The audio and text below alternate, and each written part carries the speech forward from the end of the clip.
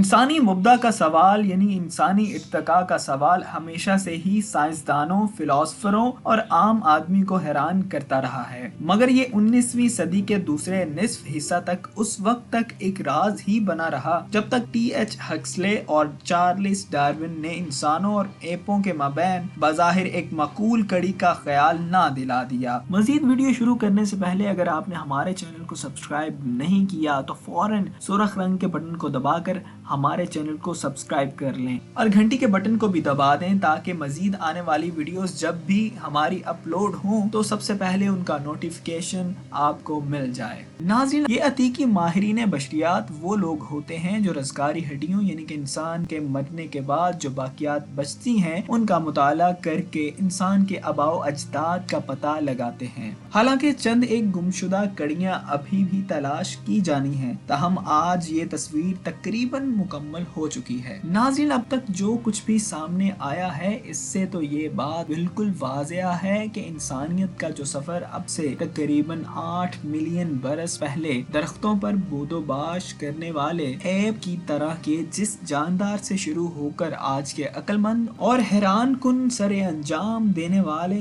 جس انسان تک پہنچ پایا ہے، اسے بغیر کسی رکاوٹ کے ہرگز نہیں کہا جا سکتا۔ اس راہ میں کئی نشیب و فراز، کئی انقلابات بھی آئے اور تعطل بھی پیدا ہوا، لیکن اس سے بھی زیادہ حیران کر دینے والی کہانی تو ان چند مرد و زن کی ہے جنہوں نے اپنے گھریلو عیش و آرام کو خیر بات کہہ کر اور دوسری جگہ دنیا میں ادھر ادھر مارے پھر کر اپنے قدیم آباء و اجداد کو ڈھونڈ ہی نکالا۔ ان لوگوں نے چنچلاتی دھوپ میں جاں فشانی سے کام کر کے بے حقیقت پتھروں کے ڈھیر میں کوئی دانت، کوئی جبڑا اور ٹوٹی ہوئی کسی ہڈی کا کوئی نہ کوئی حصہ تلاش کر ہی لیا، جبکہ اس کی کوئی گارنٹی یا ضمانت بھی نہیں تھی کہ وہ اپنے مقصد میں کامیاب ہو ہی جائیں گے۔ ان کی کامیابیوں اور ناکامیابیوں کی یہ کہانی کسی جاسوسی کہانی سے ہرگز کم نہیں۔ معزز سامعین، اگر بات کی جائے انسان کے ایولیوشن یعنی کہ انسان کے ارتقاء کی سائنس کے نظریے کے مطابق، تو اس میں سب سے پہلے شاخوں پر گزاری جانے والی انسانی زندگی سامنے آتی ہے، جس کے اندر کئی سوال جنم لیتے ہیں۔ مثلاً ہم کہاں سے آئے ہیں، ہمارے آباء و اجداد زمین پر کیسے پیدا ہوئے تھے، یہ کچھ سوالات ہیں کہ جنہوں نے زمانوں سے انسان کو پریشانی میں مبتلا کر رکھا ہے، اور دنیا میں جتنے بھی مذاہب ہیں ان پر مبنی ان سوالوں کے اتنے ہی جوابات بھی موجود ہیں، مگر ان سب کی ایک مشترکہ بات یہی ہے کہ تمام مذاہب میں تخلیق کا تصور موجود ہے۔ یہ بات تقریباً آفاقی طور پر تسلیم شدہ ہے کہ دنیا کے جتنے بھی جاندار ہیں،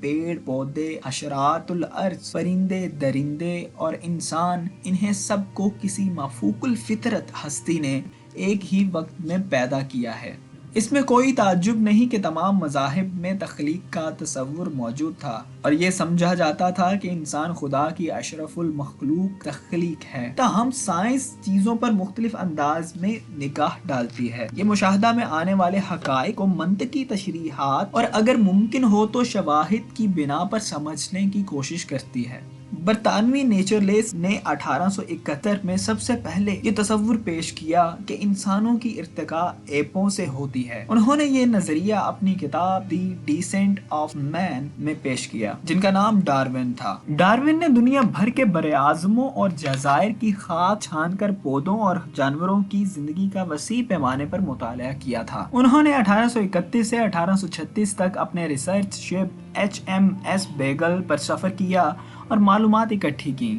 ڈارون کے مطابق انسان کا نزول ایک بالدار دمدار چوپائے سے ہوا جو غالباً اپنی عادات و اطوار کے لحاظ سے درختوں پر رہا کرتا تھا۔ ناظرین، ڈارون لکھتا ہے کہ تاہم ہمیں یہ قبول کرنا ہوگا، اور جیسا کہ مجھے محسوس بھی ہوتا ہے کہ انسان میں تمام شاہانہ اوصاف موجود ہونے کے باوجود جسمانی فریم پر ایک ایسی مہر ثبت ہے کہ جس سے یہ پتہ چلتا ہے کہ اس کی ابتدا پستی میں ہوئی ہے۔ سامعین، افریقی ایپ اور انسان کے درمیانی تعلق کو دریافت کر لینے کے بعد ڈارون نے یہ مفروضہ قائم کیا کہ انسانی خاندان افریقہ سے نکلا ہے۔ اور آج ہم یہ بات جانتے ہیں کہ یہ مفروضہ صحیح ہے۔ ڈارون نے یہ نظریہ بھی واضح کیا کہ پیچیدہ انسان نما اوصاف، دو پیروں پر چلنا، اوزار بنانا اور بڑا دماغ کی ارتقاء ایک ساتھ ہوئی۔ ڈارون اپنی کتاب ڈیسنٹ آف مین میں لکھتا ہے کہ ہاتھوں اور بازوؤں کی آزادی، پیروں پر مضبوطی سے کھڑا ہونا،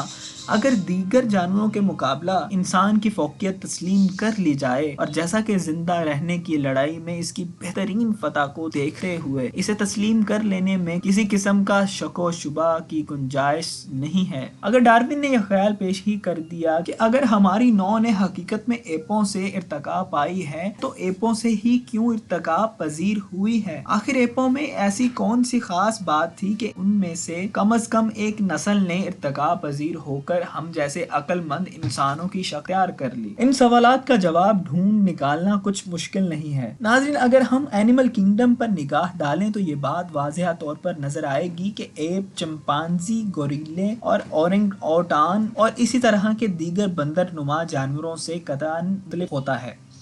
اگر آپ نے ہمارے چینل کو سبسکرائب نہیں کیا تو فوراً سرخ رنگ کے بٹن کو دبا کر ہمارے چینل کو سبسکرائب کر لیں اور گھنٹی کے بٹن کو بھی دبا دیں تاکہ مزید آنے والی ویڈیوز جب بھی ہماری اپلوڈ ہوں تو سب سے پہلے ان کا نوٹیفیکیشن آپ کو مل جائے۔